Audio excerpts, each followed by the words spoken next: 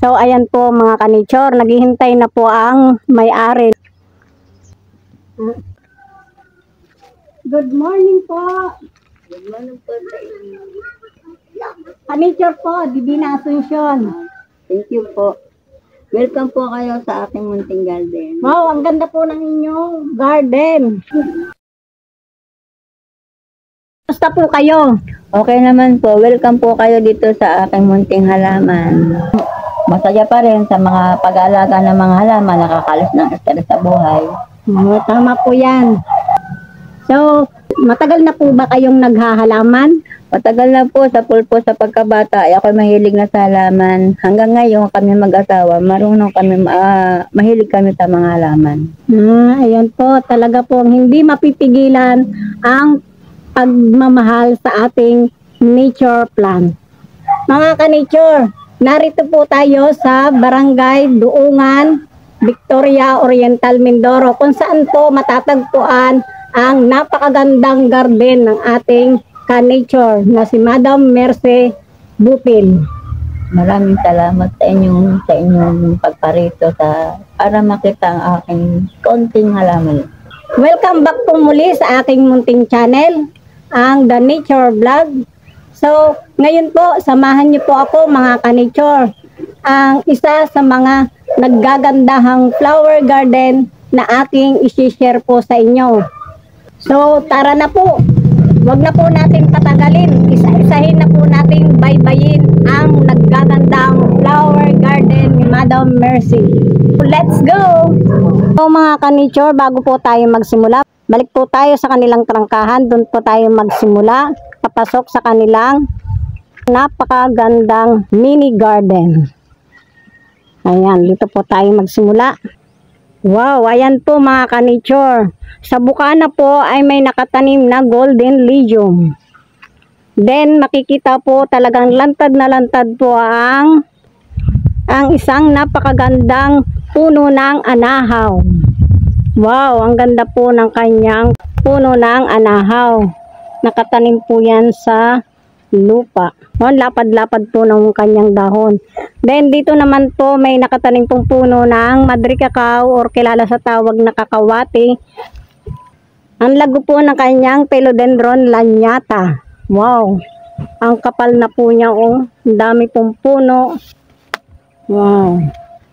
Ayun po, nasulyapan ko po yung Paraiso Verde. Yan po ang kanilang bakod. So, balik po tayo papunta sa trangkahan. Ayan po, dito po sa kabilang side na ito ng kanilang trangkahan, may white marble po, philodendron. Nakakaya po sa puno, may mga bromeliad po. Then may mga philodendron green. Ayan po, nakakayap na po. At dito naman po ang kanilang philodendron yellow green dragon, variegated. Ayan, nakatanim po yan sa pole. At ang kanilang squamiferum. Wow, ang ganda, ang lago po. Nakatanim po yan sa maganda ring pole. Po, may nakahilira po dito puno ng bunga. Ayan po, isang straight po yan, papunta ron. Then, at may yellow marble din po dito. Ayan, kumakayap na rin po sa puno. Then may mga family pa rin po ng kalateya. At diretso po tayo dito sa kabilang side. Bungad po dito ang kanilang yellow pandanus. Ayan po, ang lusog ng puno at marami na rin pong anak. Pwede na rin po uling ikat sa puno, then paramihin po, ihilira. Ayan, ang ganda po kapag nakahilera po sila. So, ayan po ang mga puno na nakahilera po dito sa bukana. Then, pasok na po tayo sa kanilang trangkahan. Wow! Ang ganda po ng kanilang home garden. Ayan. Dito po sa kabilang side ay may puno po ng lucky plant, money tree. Green money tree. Then, sa kabilang side po ay may green money tree din po. Same po siya. Ayan po. Nakahilira din po ang kanyang iba't ibang klase ng bromeliad. May fruity tutti bromeliad, tiger bromeliad, red bromeliad, may green bromeliad din po. Ang kanya pong bromeliad ay nakapaikot po sa kanilang yellow palm. Wow, ang ganda pong tingnan oh. Wow. Then dito naman po sa kabilang side, another bromeliad din po. Yan, ang ganda po ng kulay oh kapag nakahilera. At dito naman po yung red palm. Wow, ang laki po. Isang napakalaki pong red palm na nakapaikot din po dito ang ibang koleksyon niya ng mga bromeliad. Wow, ang ganda pong tingnan no. Isang uri ng fern. And wow, ang kanyang Celium. Ito po ay kilala rin sa tawag na sahod yaman. Ang laki na po ng kanilang Celium. Picture po. Ilan taon na po ito sa inyo na inaalagaan? Sa taon kalahati.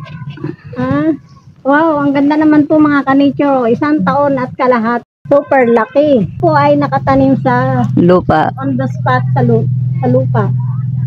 Nakatanim po ito on the spot sa soil. Siguro po ito ay may 4 feet na. Nakaka-amaze. Ang galing pong mag-alaga ng may-ari. Kahit nakatanim po siya sa lupa ay talagang kitang-kita po ang kalusugan ng kanyang halaman. Alam niyo po ba mga ka-nature, kapag nakapagpalaki po kayo ng ganito kalaking Celium, ang sarap po sa pakiramdam. Ayan po. Sino pong hindi mapapaaga ng gising dahil lang sa ganito kalalaking mga halaman?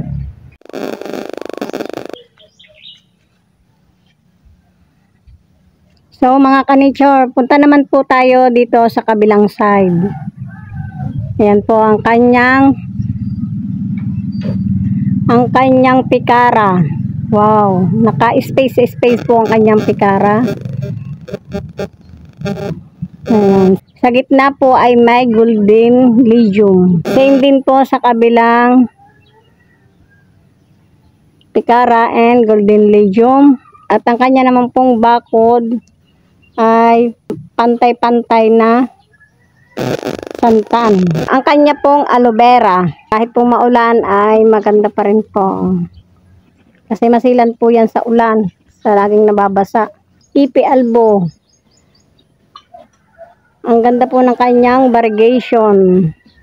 Nag-cut mo na po siya oh. Wow, ang ganda. Nakakayap na po siya sa puno ng kakawati or kilala rin sa tawag na Madre Cacao. Ang kanyang orchids ay nakatanim po sa puno ng bangkal. Maganda po ang kanyang pagkakatanim kasi lililiman po siya ng puno ng bangkal. So, ang lusog po niya oh. And ayan po ang kanyang black cardinal. Wow, ang laki. Pwede na po itong ikat. Trilling na po siya oh. Ayan po. Tapos gawin naman po nito yung kanyang green barley max. Nakakayap din po siya sa puno ng bunga. Ito naman pong green Congo. Giant po siya. Wow.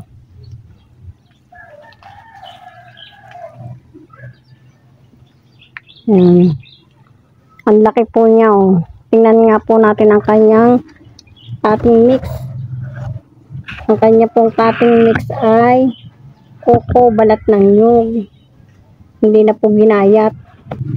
So, ayan po, ang laki niya. Then, ito naman po si Philodendron Red Cherry. Wow, ang ganda niya. Pwede na pong ikat. So, ito naman po yung giant pa rin Red Congo. Wow. Lalaki na po nila. Wow, ang gandang tingnan, oh.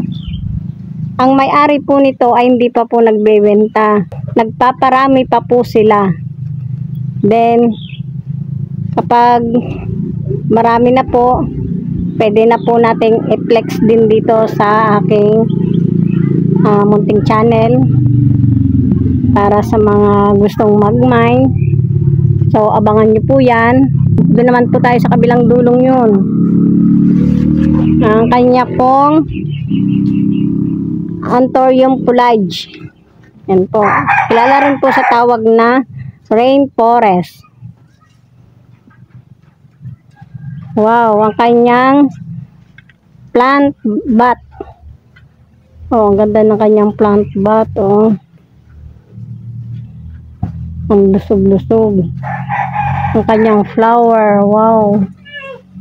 Kaya po pala ito tinawag na bat plant. Tsura po niya ay bat talaga. At Philodendron mexicanum. Nakatanim po siya sa pole. Tingnan nyo naman po mga ka-nature, ang kanyang pole. May mukha po yan, oh. Ang ganda ng kanyang pole. At ito naman po ang family ng Calathea. Yan po ang Anthurium. Red Anthurium. Ganda ng kanyang mga bulaklak. At ito naman po ang kanilang Queen Elizabeth. Wow, ang laki. Pwede na po itong ikat. Ang laki ng kanyang Queen Elizabeth. Bakit hindi nyo pa kinakating? Ay, nag-aantay pa kasi ng magandang panahon para hindi siya mabulok ang puno. Okay. Pinaparami pa rin po ang kanyang mga halaman. Naghihintay pa po ng tamang panahon para ikat po nila ito. Wow, ang kanyang giant sensation. Wow, ang laki. On those spot na nakatanim na po yan sa soil. Ito naman po ay family ng Calathea. Bulaklak po niya, oh. Mga caladium. Then, ito naman po yung camouflage. Pwede na po itong akatin at ilagay sa mga pot para maparami na po niya. Ito naman po ang isa ring Anthurium rainforest. At ito naman po ang variegated yucca. Wow, ang laki. Nakatanim din po ito sa lupa.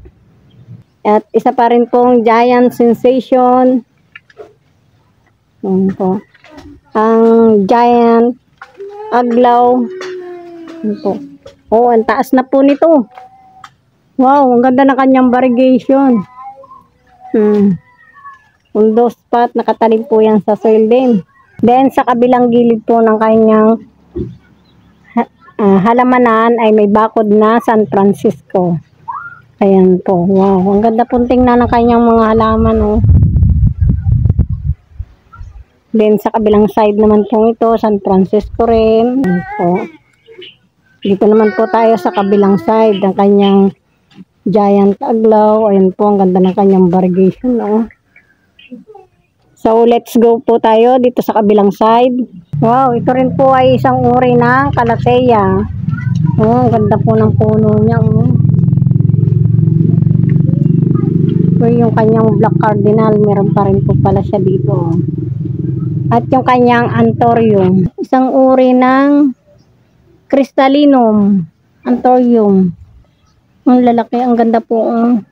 Kaso may spot yung... Dahil sa lagi pong umuulan, medyo na titiiman ng basa. Yan po, oh. Pero maganda po siya, oh. Ang kanyang giant wave of love. Wow, ang laki. At si Olympiad naman po, wow, ang laki ni Olympiad. Gampaywang ko na siya, eh, oh. Wow, ang ganda po, mga ka-nature. At may isa rin po doong Anthurium. Alocasia Mickey Mouse. Nakahilira din po dito ang kanilang red palm. Wow, oh ganda, dami. Meron din po siyang hangin plant. Ang haba na niya po, oh. Ayan. Ito naman po ang giant aglaw silver. Ang lusog po, ang dami na pong puno sa kanyang pot. Dito naman po tayo, mamaybay po tayo sa kanilang likod bahay. Ang likod bahay po nila ay may pathway po na simento. So, hinilarahan po nila ng mga halaman din. Ito po yung aglonema na green na may variegated na white. Wow, ang dami pong nakapat. Ito naman po ang family ng Calochichi. Fortune plant. At ito naman po ang white marble, philodendron. Oh, ang taas na po. Nasa kanyang pole po yan. Ang gaganda po ng kanilang pole. At ito naman po ang silver violence. Yan. Ayan po ang kanilang pole. Oh, may mga design po. At ito naman po ang philodendron dark night. Ayan po. Naka-design din po yan sa magandang pole. Ayan po. So, punta naman po tayo sa kanyang iba't ibang uri ng aglaw. Sa kanilang terrace, nakapalibot po ang iba't ibang makukulay na aglaw. So, ito naman po sa ibabaw ng kanyang terrace ay isang uri ng fortune plant. Wow, ang ganda po ng kanyang pot. Ito naman po yung golden sansevieria. Family po ng sansevieria. Ang kasunod naman po ay variegated Chinese bamboo. Wow, ang ganda po ng kulay niya, oh. Tingkad na tingkad po ang kanyang variegation. Ayan po. At ang sunod naman po ay white aglaw. At ang kasunod naman po ay ang kanyang aglaw Snow White. Wow, ang dami po. Ang daming nakatanim sa pot. Alam niyo po ba mga ka-nature, pag sobrang dami po ng nakahilirang mga naparami yung plant, ang ganda pong tingnan. So may reflect po sa liwanag ng sikat ng araw. Wow. Then ang kasunod naman po ay ang variegated umbrella plant. Po, may nagpupulmo ng yellow. Maluwan po ba itong alagaan at palakihin? Opo, madali po siyang alagaan. Okay po. Golden sansevieria. May isa pa po pala dito siya sa kanilang trangkahan. Ito po yung isa sa mga lucky plant ng mga sansevieria. Same din po dito sa kabila. Wow, ang ganda pong tingnan kapag pagpasok po ng trangkahan ay may partner na lucky plant sansevieria. At ang kasunod naman po nito, may mga pandakaki po silang, may mga pandakaki po silang San Francisco. Yan po ang kanyang napakagandang silver sansevieria. Wow, ang dami pong puno sa kanyang pot. At may another one pa po dito, silver sansevieria. Ang ganda po mga kanito kapag nakapwesto po ng magaganda ang mga halaman na nakapat. At ang kanila naman pong yellow palm. Wow, ang kanyang mini landscape. At dito naman po sa kabilang side, ang kanilang bougainvillea. Wow, ang ganda ng mga bulaklak, oh. Wow. Yung iba po ay hindi pa namumulaklak pero ang lulusog po ng mga puno. At sa kanilang bakod po, nakahilera pa rin po ang San Francisco, iba't ibang klase. Ito po yung exit sa kanluran ng kanilang bakuran. Then ito po sa kabilang side na ito, ayan po, ang kagandahan po ng kanilang paghahalaman ay meron po silang balon. Yan, dito po sila kumukuha ng pandilig kapag dumarating ang tag-init. Lalo po ngayon, darating ang summer, hindi po sila ganong nag-aalala pagdating sa halaman kasi meron po silang kinukuhanan na pandilig. Ayan po, nakapalibot po dito ang halaman na pandakaki. May mga family po ng Hawaiian tea plant. So, ikot po tayo. At dito po marami po ang puno ng golden legion na nasasamahan din po ng iba't ibang klase ng croton, San Francisco, may fortune plant. Ayan po. Nakapat po yung kanyang fortune plant kaya hindi po gaano lalaki siya. Wow. At sa kabilang sulok po may nakita po akong isang uri ng mayana. Wow, ang ganda rin po pala ng kulay nito. And wow, ang kanyang fern, taktaklawin. Ang laki po niya. Siguro po ito madam ay nanganganak na. Oh. Dito po kasi yan nakikita ang pagkakaroon niya ng similya. Yan. Kapag napadpad po ng hangin, tutubo po yan hanggang sa lumaki. Ayan po, ang ganda po ng kanyang pakpaklawin. At ang sunod po nito ay ang mataas na puno ng golden legion. Ayan po. Wow. Ito po ay nagsisilbing lilom din po sa ilalim ng kanyang pakpaklawin. Wow. At alam niyo po ba, ang dami ng bunga nito na pumapatak sa lupa at sumisibol po. Ayan po, ang dami. Katulad po nun, no? Nakahilira po ang kanilang golden legion. At ito naman po ang kilalang puno ng oliva. Mababa pa po siya. Pero pag lumaki naman po siya, talagang ang ganda. Sa likod naman po nito ay merong pink princess philodendron. On, taba po ng kanyang puno. Nakatanim po siya sa pot. Ayan. Ang variegation po niya, no. Wow, nagkakatmon pala po yan, no. Ng pink. Meron pa rin pa po pala dito sa kabila.